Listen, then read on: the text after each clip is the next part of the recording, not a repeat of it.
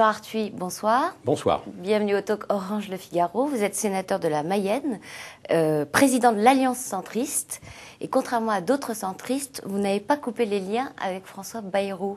François Bayrou qui vous apprécie, comme on va s'en rendre compte en écoutant ses déclarations de ce matin. Si j'étais sénateur, je serais heureux d'avoir un candidat du centre qui tienne la route. Et sinon, je me prononcerai en conscience. Et je pense que je ne participerai pas à une élection qui viserait à faire un hold-up. Non, j'espère qu'il peut y avoir un candidat du centre. Vous souhaitez que Jean Arthuis soit candidat? Je serais heureux qu'il le soit. Il le sera? Ça, c'est à lui de le dire. Bon, alors j'ai oublié de préciser qu'on parlait de la présidence du Sénat, qui était occupée par Gérard Larcher, et qui va être vacante, donc, et que les socialistes ont une grande chance d'emporter. Alors, est-ce que vous voulez être candidat? Non. Pourquoi?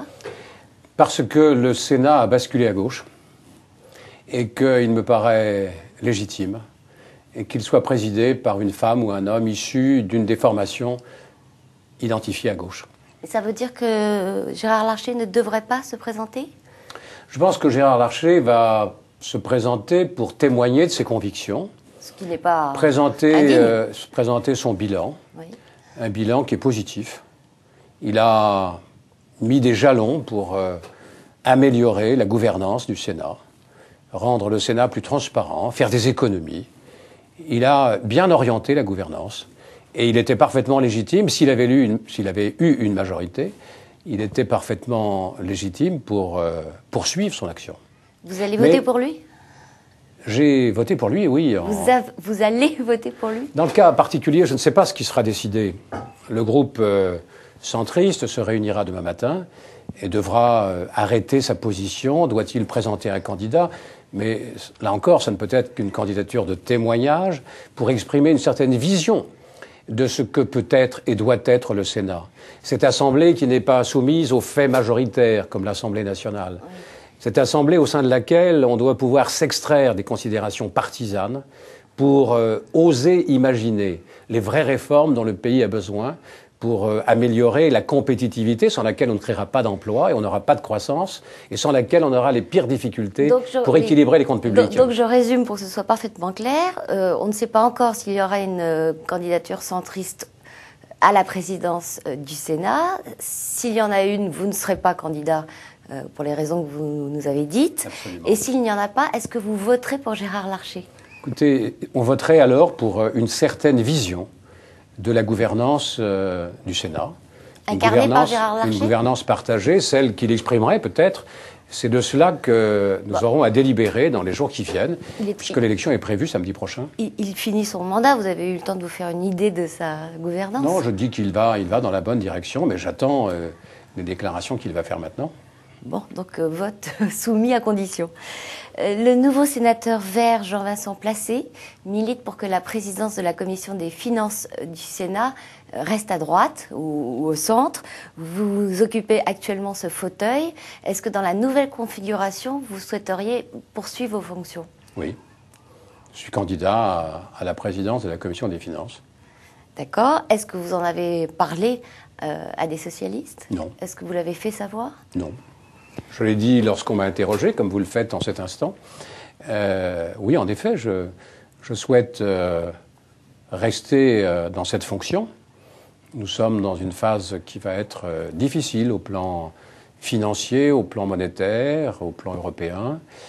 Maintenant, je suis conscient que le souhait que j'exprime n'est pas réalisé. Je veux dire que les chances sont sans doute très minimes. Oui, c'est même pas certain d'ailleurs que ce soit la présidence de la commission des finances que la gauche décide. Non, ça pourrait être... tout cela est ouvert. Vous me demandez mon souhait personnel, je vous le dis sans réserve. Oui, et tout à fait clairement. Les sénatoriales ont rebattu les cartes. Le nouveau centre, qui a, je crois, 12 sénateurs, est désormais le poids lourd du groupe Union centriste, dont vous faites également partie. Hervé Morin, qui est le patron du nouveau centre, a réclamé dimanche une clarification en expliquant que vous et lui aviez du mal à trouver vos numéros de portable respectifs pour en parler. Alors, est-ce que ce problème de téléphonie s'est arrangé? Est-ce que vous en avez parlé avec lui? Il n'y a vraiment aucune difficulté. Hervé Morin connaît mon numéro de portable, aussi bien que je connais le sien. Et s'il souhaite me joindre, c'est vraiment très facile. J'ai eu hier Jean-Louis Borloo. Donc tout cela fonctionne très bien. François Bayrou également. Il n'y a aucune difficulté. Ce que je souhaite, c'est que les centristes se rassemblent. Ce qui m'avait étonné, c'est la volonté exprimée il y a quelques semaines par Hervé Morin de constituer un autre groupe centriste en quelque sorte. Oui, c'était exactement ce qu'il veut faire. Qu'est-ce que cela veut dire? J'avoue que ce n'est pas ainsi qu'on va rassembler les centristes. Et si l'on pouvait tenir le groupe centriste à l'écart des stratégies présidentielles, s'il pouvait être l'emblème du rassemblement de tous les centristes, j'en serais très heureux. Mais est-ce que ce ne serait pas effectivement plus clair que l'Alliance centriste dont vous êtes le président, qui a, je crois, 9 sénateurs dans le nouveau Sénat, que les 4 sénateurs du MoDem de François Bayrou se rassemblent, puisqu'ils sont tous partisans d'un centre qui inclurait François Bayrou, et que inversement, le Nouveau Centre, les radicaux et la gauche moderne fassent un groupe à part, puisque eux ont dit assez clairement qu'ils ne voulaient pas de François Bayrou. Oui, mais ne sommes-nous pas là sur des considérations pré-présidentielles? Si, mais on est aussi un peu dans une période pré-présidentielle. Je ne voudrais pas que le groupe centriste soit l'otage des préoccupations individuelles. Commençons par nous rassembler, par mettre sur la table la vision que nous avons, des défis que nous avons à relever, et on s'apercevra que pour les vraies réformes, celles qu'on n'est jamais parvenu à engager, il va falloir rassembler bien au-delà d'un camp contre l'autre. Il va falloir trouver les conditions du consensus. Je m'étonne des démarches très, très personnelles, comme si l'élection présidentielle n'était qu'une sorte de théâtre où seuls comptent les acteurs sans qu'on sache très bien ce qu'ils ont envie de faire, ce qu'est leur conception de la gouvernance d'un pays comme la France, à l'heure où l'Europe est en grande difficulté, ne parvient pas à se donner une gouvernance digne de ce nom. Je voudrais que l'on privilégie... Pour Jean-Louis Borloo ou pour Hervé Morin ou pour les deux? Non, je trouve... D'abord, je me suis demandé à un moment si l'harmonie était totale entre Hervé Morin et Jean-Louis Borloo. Et qu'est-ce que vous êtes répondu? Eh bien, je me suis dit qu'on avait tous des efforts à faire pour aller vers le rassemblement.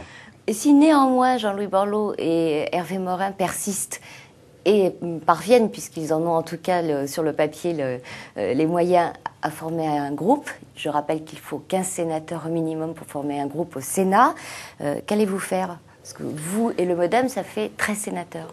Eh bien, d'abord, les choses me paraissent plus moins mathématiques, moins réductrices que cela. Je pense que ce qui anime la plupart des membres du Nouveau Centre, comme du MoDem, comme de l'Alliance centriste, c'est que nous puissions continuer à travailler ensemble. Et plutôt que de savoir si c'est Jean-Louis, si c'est Hervé, si c'est François qui va y aller, que l'on essaie de dire clairement les réformes que nous voulons engager. Et ensuite, nous verrons bien quel est celui d'entre nous qui paraîtra le plus apte à porter le message des centristes devant les Français à l'occasion des présidentielles. À l'heure qu'il est, votre décision de ne pas rejoindre l'ARES, l'Alliance républicaine, écologiste et sociale, fondée par Borloo, Morin et Bockel, est-elle irrévocable? Ou est-ce qu'il y a... Il n'y a rien d'irrévocable, puisque ma seule préoccupation, c'est le rassemblement des centristes. Mais j'avais vu un moment Hervé de Charette, parmi les fondateurs de l'ARES, qui, semble-t-il, a pris des distances. Donc, plutôt que d'essayer d'organiser des cellules périphériques, des satellites ici et là, et si nous nous retrouvions tous ensemble, et si le groupe centriste du Sénat en était l'exemple. Eh bien, nous allons finir sur cet appel vibrant. Jean Arthuis, je vous remercie. Demain, le talk Orange Le Figaro recevra Jean-Pierre Bel, qui est actuellement président du groupe socialiste du Sénat, mais qui sera peut-être samedi président du Sénat tout court. Bonsoir et à demain.